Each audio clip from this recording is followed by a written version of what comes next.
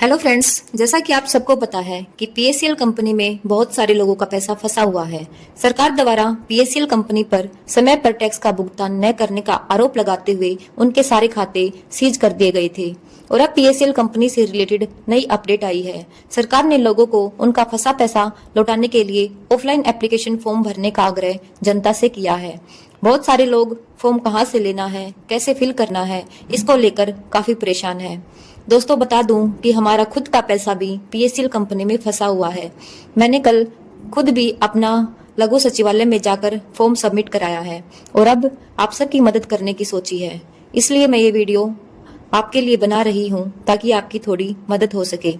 मैं आपको बता दूं कि ये फॉर्म प्रत्येक जिले के लघु सचिवालय में मिल रहे हैं तथा वहीं सबमिट हो रहे हैं। आप नेट की हेल्प लेकर भी ये फॉर्म निकलवा सकते हैं। अब मैं आपको बता देती हूँ कि ये फॉर्म कैसे फिल करना है। जैसे फॉर्म में जो ये कॉलम दिया है कार्यालय का पता, इसमें पीएससीएल ऑफिस का वो एड्रेस आएगा जहां जिस ऑफिस में आप पैसे जमा कराते थे। सेकंड कॉलम, उसके बाद आपका जो जिला है उस जिले का नाम और स्टेट का नाम फिल करें। इसके बाद आप पैसे जमा करा रहे थे उस क्लाइंट का नाम जिसके नाम पर पॉलिसी थी, यानी उसका नाम, उसका फादर नेम, एज और मोबाइल नंबर फिल करें। उसके बाद आधार कार्ड में जो आपका एड्रेस दिया है वो फिल करें। आपका अकाउंट नंबर और आईएफएससी कोड फिल करें। अब जिस बैंक का आपका अकाउंट है उस बैंक का नाम फिल करें। इसके बाद कंपनी सोसाइटी नेम में जिस कंपनी में आपके पैसे फंसे हैं, फॉर एग्जांपल जैसे पीएससीएल कंपनी में आपके पैसे फंसे हैं तो पीएससीएल का नाम फिल करें। उसके बाद कंपनी सोसाइटी शाखा में जो कंपनी की ब्रांच थी, यानी जहां जिस ऑफिस में आप पैसा जमा कराते थे उस ऑफिस का पता फिल करें।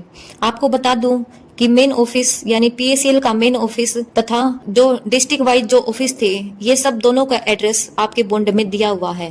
उसको देखकर फॉर्म को अच्छे से फिल करें। अब पॉलिसी नंबर भी आपके बॉन्ड पर लिखा है तो पॉलिसी नंबर बॉन्ड को देखकर फिल करें। अब मंथली जो पैसा आप जमा कराते थे डिपॉजिट अकाउंट वाले ऑप्शन में वो अमाउंट डालें, यानी मंथली आप कितने पैसे सबमिट कराते थे डिपॉजिट अकाउंट में वो सब आएगा। जैसे बहुत सारे लोग मंथली 1000 रुपए जमा कराते थे, 1500 जमा कराते थे, तो मंथली आप कितना जमा कराते थे ये सब डिटेल्स डिपॉजिट अकाउंट में आएगी। उसके बाद मैच्योरिटी अमाउंट में आपने कितनी बार पैसा जमा कराया, यानी अब तक आप कितना पैसा जमा करा चुके हैं वो सब डिटेल्स आएगी।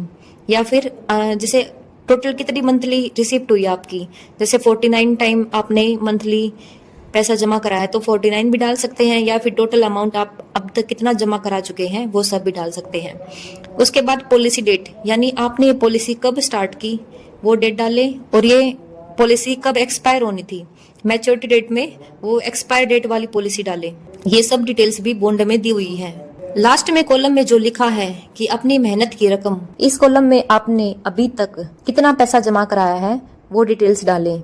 उसके बाद 3 गुना वाले कॉलम में जो अब तक आपके पैसे का ब्याज बनता है वो डिटेल्स डालें। लास्ट में अपने सिग्नेचर करें और अगर आप अनपढ़ हैं तो अपना नाम मेंशन जरूर करें और उसके बाद अंगूठा लगाएं। साथ में ये भी लिखें कि आपने कौन से हाथ का अंगूठा लगाया है। फीमेल बाएं हाथ का अंगूठा लगाएं जबकि मेल दाएं हाथ का अंगूठा लगाएं। अब एप्लीकेशन फॉर्म के साथ बॉन्ड की photocopy, last monthly payment receipt, यानी लास्ट टाइम आपने जो पैसा जमा कराया था उसकी रिसिप्ट की फोटोकॉपी एप्लीकेशन फॉर्म के साथ अटैच करें। आधार कार्ड की फोटोकॉपी लगाएं, साथ में पासबुक की फ्रंट पेज की कॉपी जिसमें आपकी अकाउंट डिटेल्स और आईएफएससी कोड दिया हो उसकी फोटोकॉपी साथ में फॉर्म के साथ अटैच करें।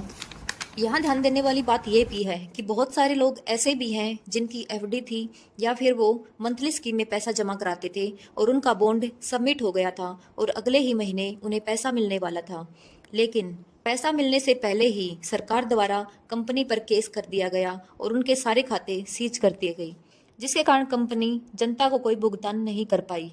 अब वो केस जिनकी सारी रिसिप्ट भी जमा हो गई और बॉन्ड भी, उन्हें एक फाइनल रिसिप्ट पीएससीएल कंपनी द्वारा दी गई थी। उस फाइनल रिसिप्ट के साथ कोर्ट में जाकर एक एफिडेविट बनवाएं जिसमें बताएं कि अब उनके पास इस फाइनल रिसिप्ट के अलावा कोई सबूत नहीं है तथा कितना पैसा उन्होंने जमा कराया है इसका ब्यौरा एफिडेविट में जरूर दें और एप्लीकेशन फॉर्म के साथ फाइनल रिसिप्ट की फोटोकॉपी तथा एफिडेविट अटैच करके फॉर्म को जमा कराएं। सो फ्रेंड्स, मैंने जो भी इम्पोर्टेंट डिटेल्स पीएससीएल फॉर्म से रिलेटेड थी वो सब आपको आसान तरीके से बता दी है।